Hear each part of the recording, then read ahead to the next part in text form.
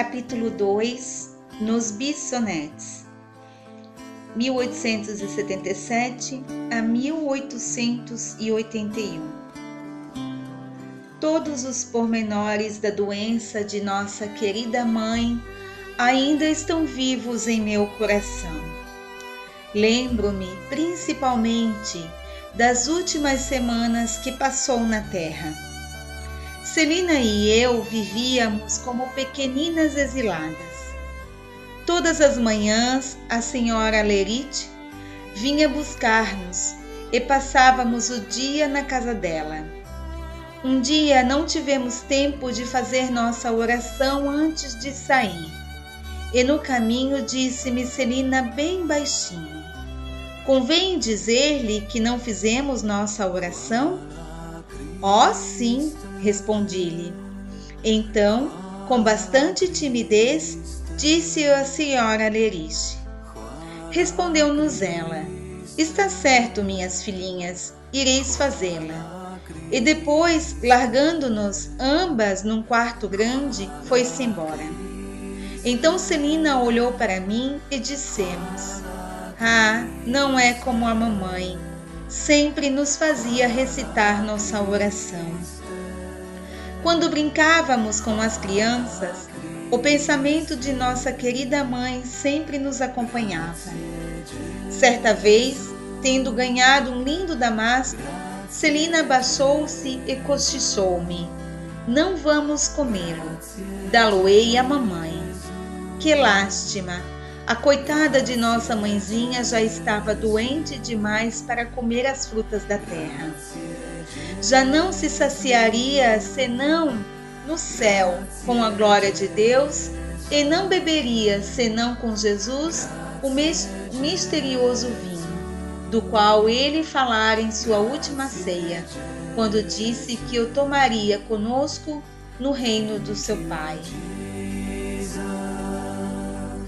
A comovente cerimônia da extrema-unção também me ficou gravada na alma. Vejo ainda o lugar onde me achava ao lado de Celina. Todas as 5 estávamos pela ordem de idade e o nosso pobrezinho paizinho estava ali também e soluçava. No próprio dia ou no dia imediato à partida de minha mãe, tomou-me nos braços dizendo-me: "Vem beijar pela última vez tua pobre mãezinha." E, sem dizer nada, cheguei os lábios à fronte de minha mãe querida. Não me lembro de ter chorado muito. Não dizia a ninguém os profundos sentimentos que experimentava. Olhava e escutava em silêncio. Ninguém tinha tempo de ocupar-se comigo. Por causa disso, via muitas coisas que teriam a intenção de ocultar-me. Primeiramente, dei comigo diante da tampa do esquife. Fiquei longo tempo parada a contemplá-lo. Nunca tinha visto nenhum e, no entanto, compreendia. Era tão pequena que, apesar de estar pouco alto o corpo da mamãe, precisava erguer a cabeça para o avistar de cima. E parecia-me muito grande, muito triste. 15 anos mais tarde, estive diante de outro esquife, o da Madre Genoveva. Tinha a mesma medida que o da mamãe, e julguei estar ainda nos dias de minha infância. Todas as minhas reminiscências retornaram em profusão. Era, por certo, a mesma Teresinha que estava a olhar, mas havia crescido, e o esquife parecia-lhe pequeno. Já não precisava erguer a cabeça para o enxergar. Já não a erguia senão para contemplar o céu, que lhe parecia bem alegre, pois todas as suas provações tinham tomado um fim, e o inverno de sua alma passara para sempre. No dia que a Igreja lançou a bênção sobre os despojos mortais de nossa mãezinha do céu, nosso Deus quis dar-me outra na terra. e quis que a escolhesse livremente. Estávamos juntas, todas as 5, a olhar umas às outras. Luísa também estava ali. Quando viu Celina e a mim, disse: pobres pequenas, já não tendes mãe. Então Celina lançou-se aos braços de Maria e disse: pois bem, tu serás minha mãe. Eu, habituada a fazer igual a ela, voltei-me, no entanto, para vós, minha mãe. E como se o porvir já tivesse rompido o seu véu, atirei-me aos vossos braços, exclamando: pois sim, para mim, Paulina será mamãe. Como disse mais acima, foi a partir dessa época de minha vida que tive de iniciar o segundo período de minha existência, o mais doloroso dos 3, mormente desde a entrada no Carmelo daquela que tinha escolhido como minha segunda mamãe. Esse período vai da idade de 4 anos e meio até aos 14 anos, época em que recuperei minha índole de criança, bem justamente quando entrava no lado sério da vida. Devo dizer-vos, minha mãe, que depois da morte da mamãe, minha boa índole mudou por completo. Tão viva, tão expansiva que eu era, fiquei tímida e doce, sensível a mais não poder. Bastava um olhar para me desfazer em lágrimas. Era preciso que ninguém me desse maior atenção para me sentir contente. Não podia tolerar a companhia de pessoas estranhas e só recuperava minha alegre disposição na intimidade da família. Continuava, entretanto, a ser cercada do mais sensível carinho. Ao amor que já possuía, o tão meigo coração do papai teve por acréscimo um amor verdadeiramente maternal.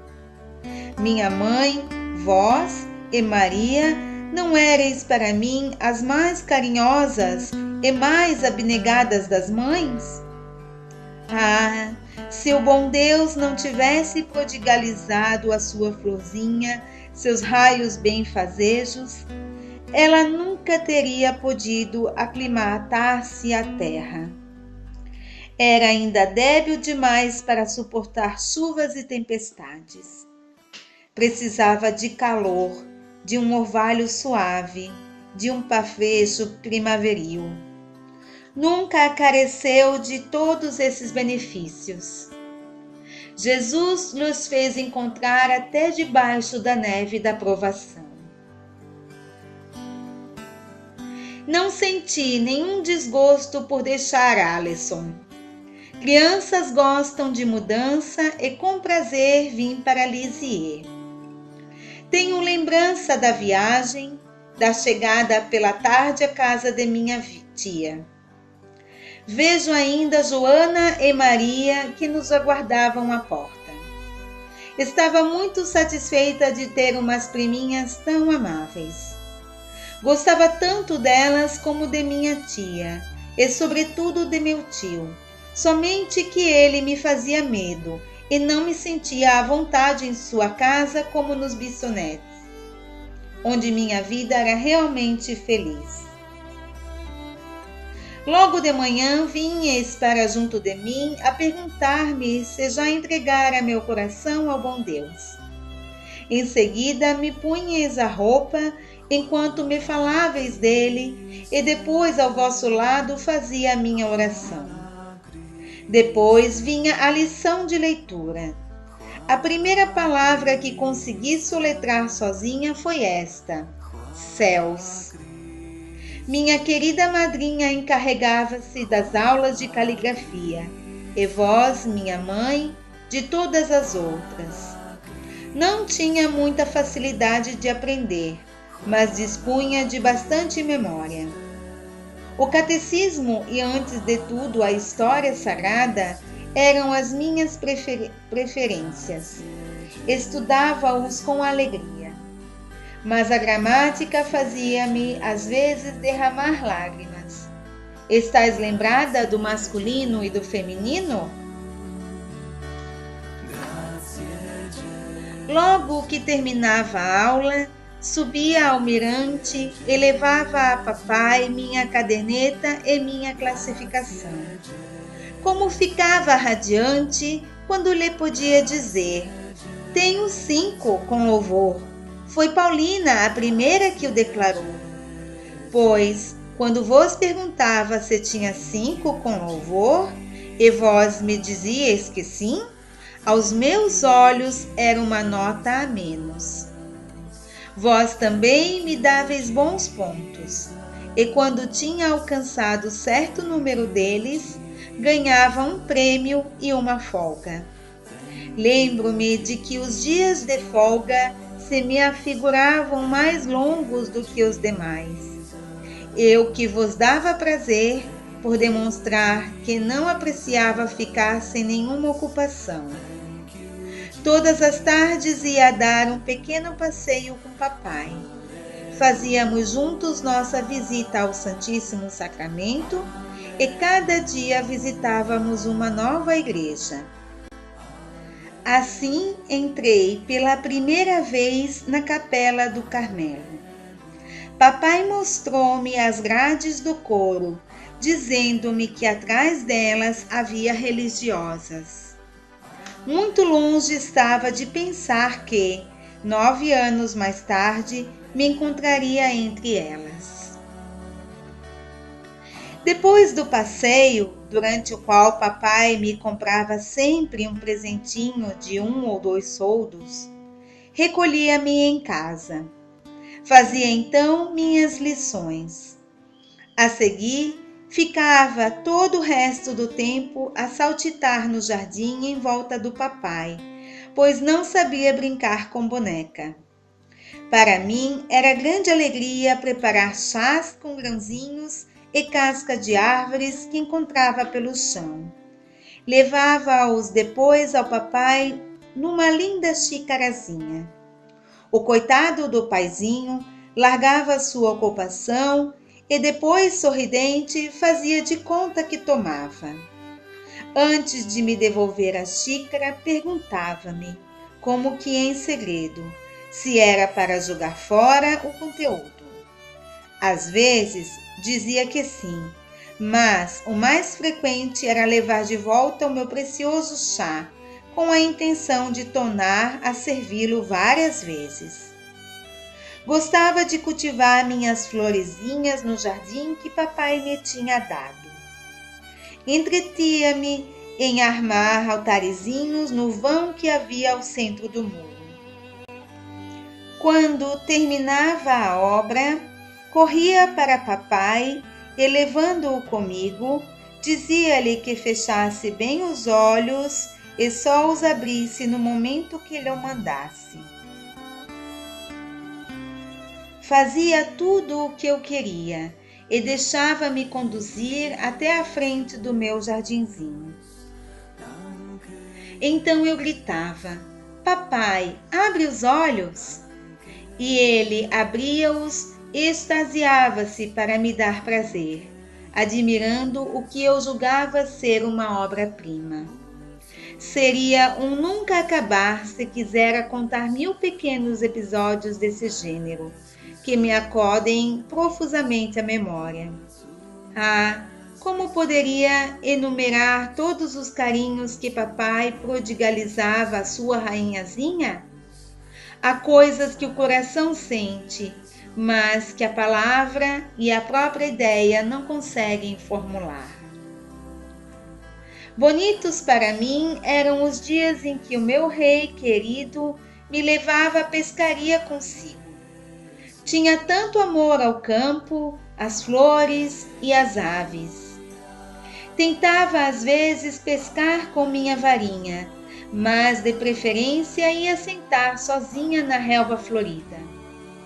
Meus pensamentos aprofundavam-se bastante e, sem saber o que era meditar, minha alma mergulhava em autêntica oração.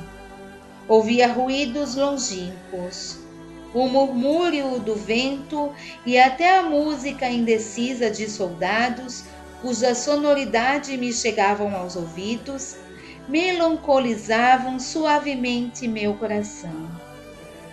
A terra parecia-me lugar de degredo, e eu sonhava com o céu. A tarde passava rápida, e dentro em pouco era hora de regressar aos biçonetes. Antes de partir, porém, tomava o lanche trazido no meu cestinho. Mudara de aspecto, a linda merenda com geleia de fruta que me tinhas preparado. Em lugar de cor ativa, já não via senão uma ligeira mancha cor-de-rosa, toda ressequida e amarrotada. Então a terra se me apresentava mais tristonha ainda, e compenetrava-me de que só no céu haverá alegria sem nuvens. A propósito de nuvens, lembro-me de que um dia o formoso céu azul campestre se anuviou e logo começou a rugir a tempestade. Os relâmpagos sucavam as nuvens carregadas e vi cair um raio a pouca distância. Longe de ficar com medo, extasiava-me dentro a impressão de que o bom Deus estava tão perto de mim. Papai não estava, de modo algum, tão contente com sua rainhazinha. Não que a tempestade lhe incutisse medo, mas porque a relva e as grandes margaridas, mais altas do que eu, brilhavam como pedrarias preciosas, tendo nós de atravessar vários verges antes de chegar a um caminho. E meu querido paizinho, temeroso de que os diamantes molhassem sua filhinha, tomou-a nas costas, apesar da carga dos apetrechos de pesca. Nos passeios que fazia com ele, papai gostava de me mandar entregar a esmola aos pobres que encontrássemos. Certo dia vimos um que se arrastava com dificuldade em suas muletas. Acerquei-me para lhe dar um óbolo, mas, não se julgando bastante pobre a ponto de aceitar esmola, ele olhou-me com triste sorriso e não quis pegar o que lhe oferecia. Não consigo descrever o que se passou em meu coração. Quisera consolá-lo e reconfortá-lo. Em lugar disso, porém, julguei que o tinha magoado. O pobre doente adivinhou por certo o meu pensamento, pois que ouvi virar-se para trás e envolver-me num sorriso. Papai acabava de comprar um doce para mim. Bem me veio a vontade de lhe dar, mas não tive coragem.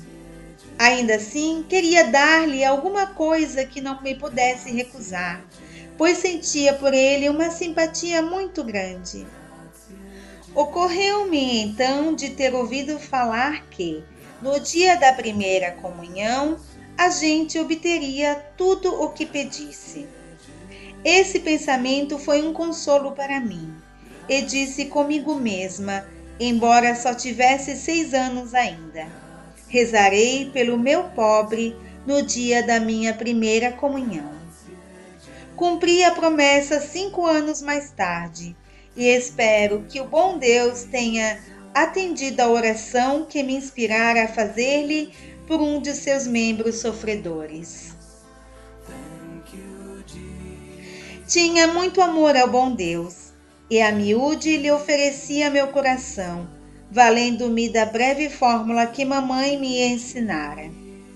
No entanto, certo dia, ou melhor, certa noite do lindo mês de maio, cometi uma falta que bem merece referência. Deu-me grande motivo de humilhar-me, e a respeito dela creio ter tido contrição perfeita. Sendo muito pequena para frequentar o mês de Maria, ficava com Vitória e fazia com ela minhas devoções diante do meu altarzinho do mês de Maria, adornado de acordo com minha capacidade. Tudo era tão miudinho, castiçais e vasos de flores, de sorte que 2 fósforos à guisa de velas o iluminavam perfeitamente. Às vezes, Vitória fazia-me a surpresa de dar-me 2 toquinhos de velas, mas era caso raro. Uma noite, estando tudo prestes para nos pormos em oração, digo-lhe: Vitória, queres começar o lembrai-vos? Que eu vou acender as velas. Ela fez menção de começar, mas não disse palavra, e olhava-me rindo. Eu, que via meus preciosos fósforos consumirem-se rapidamente, supliquei-lhe fizesse a oração, e ela continuou calada. Levantei-me então e pus-me a dizer-lhe com voz gritada, que era maldosa, e abandonando minha habitual brandura, batia o pé com toda a minha força. A pobre da Vitória já não tinha vontade de rir. Olhou para mim com estranheza e mostrou-me os tocos de cera que me havia trazido. Depois de verter lágrimas coléricas, derramei lágrimas de sincero arrependimento, com firme propósito de não tornar a fazê-lo.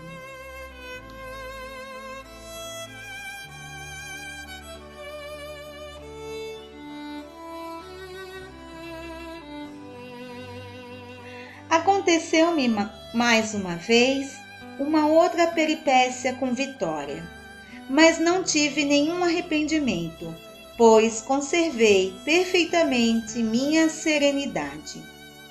Desejava ter um tinteiro que se encontrava em cima da chaminé da cozinha.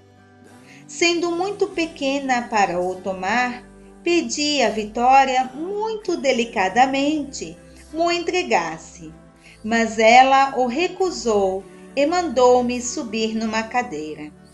Sem dizer nada, tomei a cadeira, mas a pensar que não era atenciosa. Querendo fazer que eu sentisse, busquei em minha cabecinha o que mais me ofendia. Quando se aborrecia comigo, ela chamava-me de pirralhinho, o que muito me humilhava. Então, antes de pular da minha cadeira abaixo, virei-me com dignidade e lhe disse: Vitória, sois um pirralho. Depois escapei dali, deixando que me ditasse a profunda declaração que eu acabava de fazer-lhe. A reação não se fez esperar. Logo a escutei que esbravejava: Sim, a moça Maria! A Teresa acaba de dizer-me que não passo de um pirralho.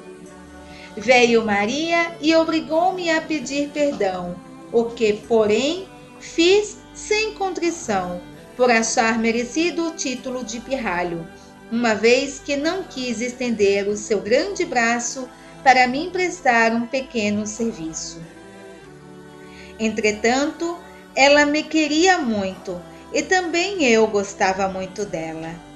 Um dia tirou-me de grande risco em que caíra por culpa minha. Estava Vitória a passar roupa e tinha ao lado um balde com água dentro. Eu, porém, olhava para ela balançando-me numa cadeira, como era meu costume. E de repente me escapa a cadeira e caio não no chão, mas no fundo do balde. Os pés tocavam na cabeça e eu enchia o balde como um pintinho enche o ovo. A pobre da Vitória contemplava-me com um extremo de surpresa, pois nunca tinha visto situação igual.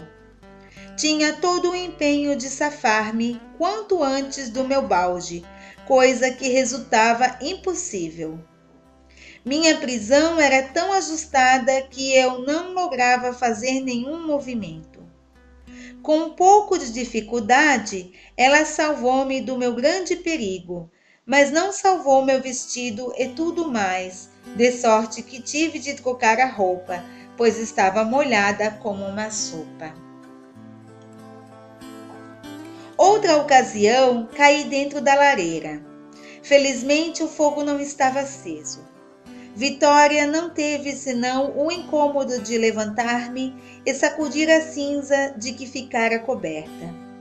Foi numa quarta-feira, quando estáveis no ensaio de canto com Maria, que todos esses reveses me aconteceram. Foi também numa quarta-feira que o padre Docilier veio visitar-nos. Como Vitória lhe dissesse que não havia ninguém em casa senão Terezinha, ele entrou na cozinha para me visitar e olhou minhas lições. Fiquei orgulhosa por receber meu confessor, porque por pouco tempo antes me tinha confessado pela primeira vez. Que suave lembrança para mim. Ó minha mãe querida, com que solicitude me preparastes quando me explicastes que não era um homem, mas ao bom Deus queria contar os meus pecados. Disto estava tão convicta que fiz minha confissão com grande espírito de fé e cheguei até a perguntar-vos se não seria mister referido ao padre Docilier que eu amava de todo o meu coração, pois que em sua pessoa era o bom Deus que ia falar. Bem instruída a respeito de tudo quanto devia fazer e dizer, entrei no confessionário e pus-me de joelhos. Quando, porém, abriu a portinhola, padre Docilier não enxergou ninguém. Era tão pequena que a cabeça não alcançava o parapeito, onde se apoiam as mãos. Então, mandou-me ficar de pé. Obedecendo imediatamente, levantei-me e postei-me bem na frente dele para o ver melhor. Fiz minha primeira confissão como se fosse uma menina grande e recebi sua bênção com grande devoção, porque me havias explicado que, neste momento, as lágrimas do menino Jesus purificariam minha alma. Lembro-me de que a primeira exortação que me foi feita incitava-me principalmente a ter devoção à Santíssima Virgem e prometi a mim mesma redobrar minha ternura para com ela. Ao sair do confessionário, estava tão contente e leve como jamais sentira tamanha alegria na alma. Depois, tornava a confessar-me em todas as grandes festas litúrgicas, e para mim era cada vez um verdadeiro gozo quando o fazia. Os dias santos. Ah, quantas recordações não me desperta esta palavra! Os dias santos, como os amava!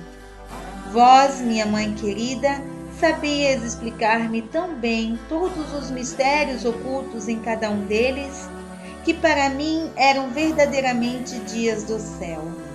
Gostava-me enormemente das procissões do Santíssimo Sacramento. Que alegria espazir flores aos pés do bom Deus!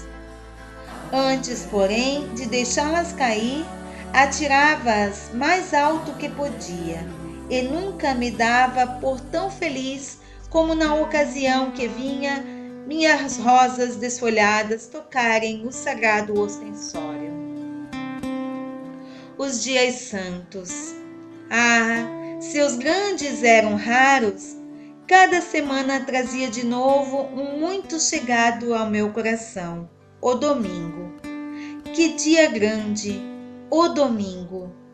Era o dia santo do bom Deus, o dia do santo repouso. Primeiro ficava nanando mais tempo do que os outros dias, e depois mamãe Paulina mimava sua filhinha quando lhe servia o chocolate em sua cama e em seguida a vestia como uma rainhazinha. Vinha a madrinha fazer o penteado da afilhada. Esta nem sempre ficava quietinha quando lhe assentavam o cabelo, mas depois tinha toda a satisfação de ir pegar a mão de seu rei, que, em tal dia, lhe dava um abraço mais afetuoso do que o ordinário, pois toda a família se movimentava para a missa. Em todo o trajeto do caminho, e mesmo dentro da igreja, a rainhazinha do papai dava-lhe a mão. tomava o lugar ao lado dele, e quando nos víamos obrigados a chegar mais adiante para o sermão, era preciso ainda encontrar 2 assentos, um ao lado do outro. Não se tornava muito difícil. Toda a gente parecia achar muito gentil ver um ancião tão imponente como uma filha tão pequenina que as pessoas não se incomodavam em ceder seus lugares. Meu tio, que ficava nos bancos da diretoria, alegrava-se quando nos via chegar. Dizia ser eu o seu mimoso raio de sol. Por mim, não me inquietava de ser alvo de olhares. Ouvia muito atenta aos sermões, dos quais, aliás, não compreendia grande coisa. O primeiro que entendi e que me comoveu profundamente foi um sermão sobre a paixão, pregado pelo padre Docilier. Dali por diante entendi todos os outros sermões. Quando o pregador falava de Santa Teresa, papai curvava-se para me dizer baixinho: escuta bem, minha rainhazinha, ele fala de sua santa padroeira. Realmente estava escutando bem, mas olhava mais vezes para o papai do que para o pregador. Seu belo semblante dizia-me tantas coisas. Por vezes, seus olhos marejavam-se de lágrimas, e em vão procurava retê-las. Parecia estar já desligado da terra, tanto sua alma gostava de imergir nas verdades eternas. Sua carreira, porém, estava longe do termo final.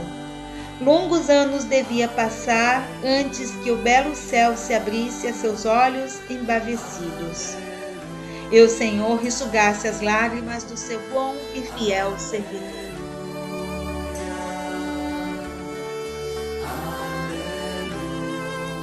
Notas de rodapé. A Santa Zélia Martin, mãe de Santa Teresinha, morreu à primeira hora do dia 28 de agosto de 1877, aos 46 anos de idade. Santa Teresinha tinha 4 anos e meio. A 15 de novembro de 1877, o Sr. Martin resolveu morar em Lisieux para deixar as filhas mais em contato com o ramo materno da família. O senhor e a senhora Guerin tinham 2 filhas, Joana, então com 9 anos de idade, e Maria com 7. Vitória Pasquim, na qual Santa Teresinha se refere neste capítulo, era a empregada doméstica da família Martin em Lisieux.